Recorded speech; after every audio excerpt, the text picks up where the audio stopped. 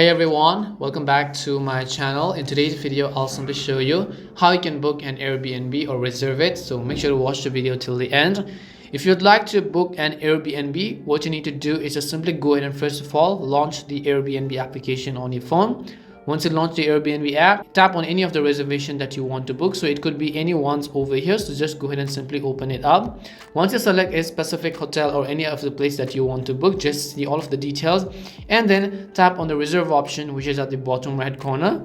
As you tap on reserve, you'll be able to see all of your trip details such as the dates, your check-in time. You can just go ahead and edit that out. You can edit the guest. You can only select one guest. It's by default there, but you can change the number of it. And you also want to make sure to enter the price details. Now, in order to book it and confirm it, just make sure to add a payment method and then confirm your booking after that. Tap on the option called confirm and pay. You can also see the cancellation policy.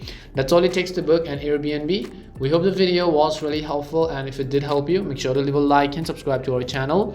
If you've got any more questions, feel free to leave them down. Thank you very much for watching till the end, and see you soon in our next video.